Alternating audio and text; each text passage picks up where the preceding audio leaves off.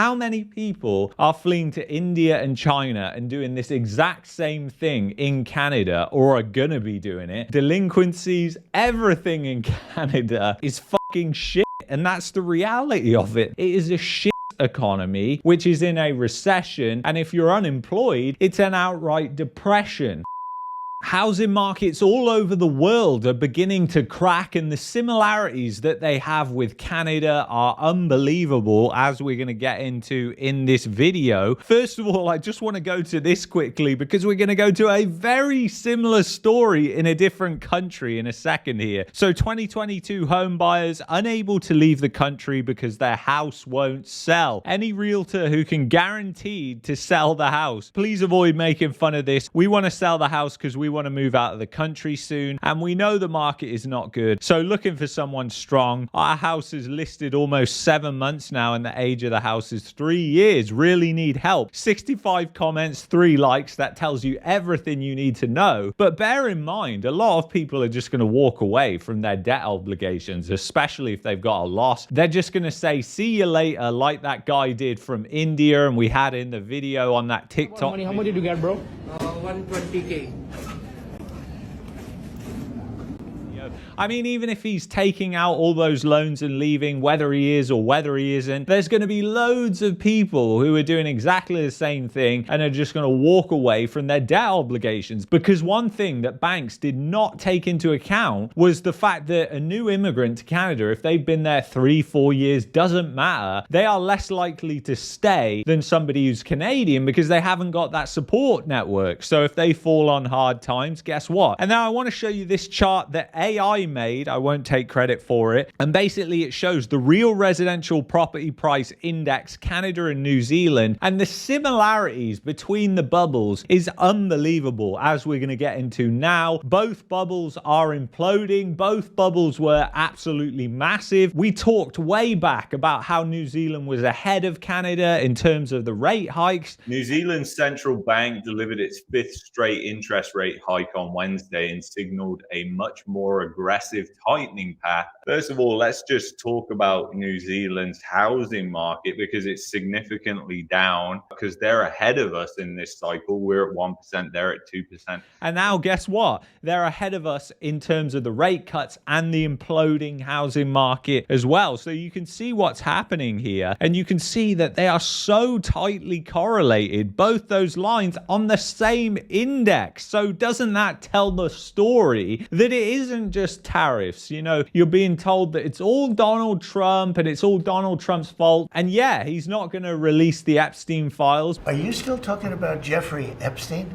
This guy's been talked about for years. And are people still talking about this guy, this creep? But still, when it comes to tariffs, you can't blame everything on Donald Trump, because you look at other countries that aren't as impacted by US tariffs and they're suffering as well, as we're going to get into. And this is in New Zealand now. More people making losses when selling their homes. Doesn't that sound like a familiar story? The number of people making losses when they sell their homes is at the highest level since 2014. In 3 months, there was 128 million New Zealand dollars lost by sellers. And what's crazy to me is that New Zealand, Australia, the UK, they all have so many different data points in terms of debt and in terms of the housing market. And Canada just has absolutely shit data. It is really frustrating. I mean, even this data right here comes from Fred Economics in the United States. So fucking elbows up on that. We're relying on data from the United States because Canada provides shit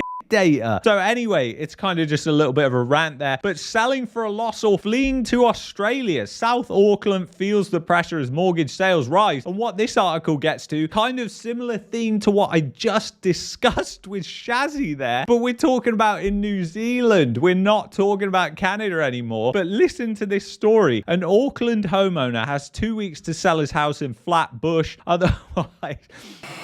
has 2 weeks to sell his house in Flatbush. I can't help but laugh at that name. I don't know why. Otherwise, the bank will do it for him. Power of sale, foreclosure, whatever you want to call it. He's one of hundreds of property owners in South Auckland under huge financial pressure. Many are selling at a loss. Some are even abandoning their homes and fleeing to Australia, leaving their debt behind. How many people are fleeing to India and China and doing this exact same thing in Canada, or are gonna be doing it? There's gonna be a lot, because they're not gonna stay, potentially go bankrupt, when they can just leave, and it will be pretty much impossible for those creditors to chase after them in their other countries like India and China. They've practically got no chance. So it's very interesting how you see all these narratives in different countries and how it's the same theme though. The housing market is turning, the housing bubble is imploding. And it's no wonder, because they all did similar things during the pandemic. They all kicked the can down the road. They all relied heavily on housing, and now they're all imploding. A slow motion car crash is unfolding across Britain's housing market. High interest rates and surging stamp duty have shattered long-held beliefs about investing in property. I would take out surging stamp duty there, because we know that's not the case. We're seeing it in Canada and we're seeing it in New Zealand, and that has nothing to do with stamp duty. Britain's homeowners are heading towards a cliff edge. Despite interest rates falling over the past 12 months, millions of heavily indebted households are preparing to come off cheap fixed rate loans taken out when borrowing costs were at rock bottom. Such a similar theme, isn't it, to what's going on in Canada? You've got this in the UK also. Home repossessions jumped 47% in a year as more households struggle with higher mortgage rates. The number of homes repossessed between April and June this year jumped 47% compared to the same period last year, new data shows. Home repossessions were up 10% compared to the first 3 months of this year, says UK Finance. Very interesting. And what I want to show you now is this is the unemployment rate going up in New Zealand. This is the unemployment rate that is going up in Canada as well. It's just more bars here because it's monthly compared to quarterly. And then you've got unemployment going up in the UK. It's largely been a lot choppier in the UK, but we're not concerned about the numbers here, like 4.7 compared to 6.9, because it doesn't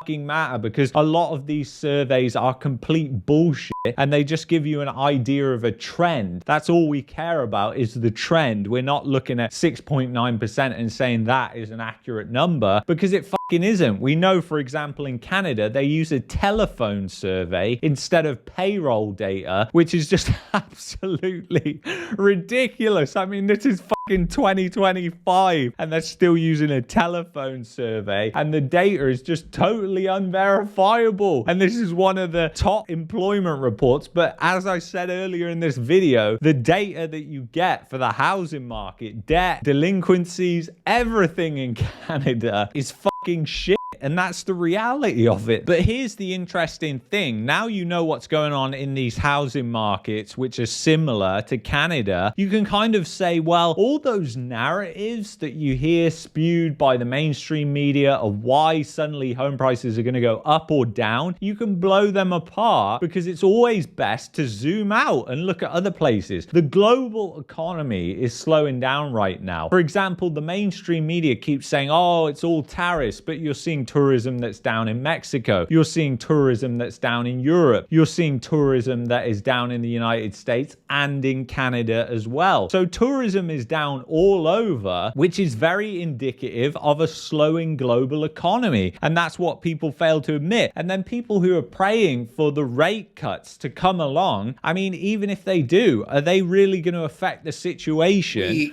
We've obviously reduced interest rates quite a bit more than the Fed.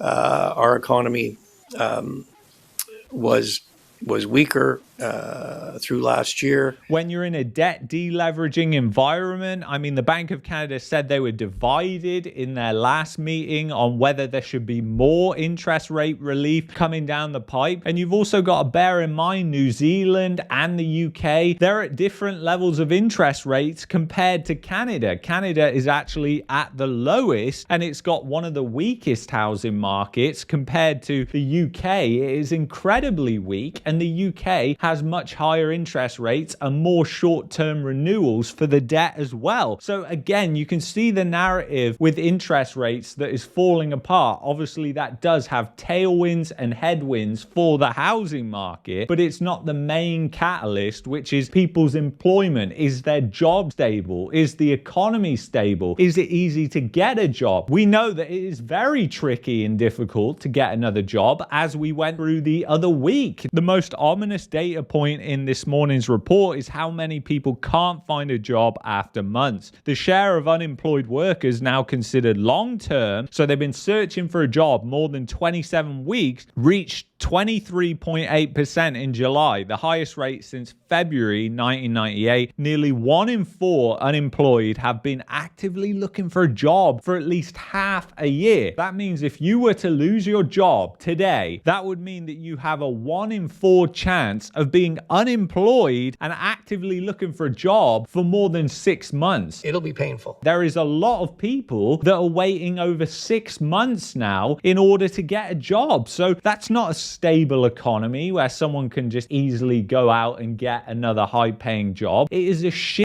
economy which is in a recession, and if you're unemployed, it's an outright depression. We'll have to continue to monitor what happens here, but I think it's important to look at these other markets as well, because again, it just gives you that bigger picture view. So anyway, if you've enjoyed this video, I'd highly recommend that you check out this video here, and then if you're looking for a VPN, want to protect your privacy, see news from all around the world instead of being censored by Canada's authoritarian laws, then go to expressvpn.com/Market Mania. That's the best VPN, helps out the channel, and the VPN that I'm using right now. I will see you in the next one. Take care.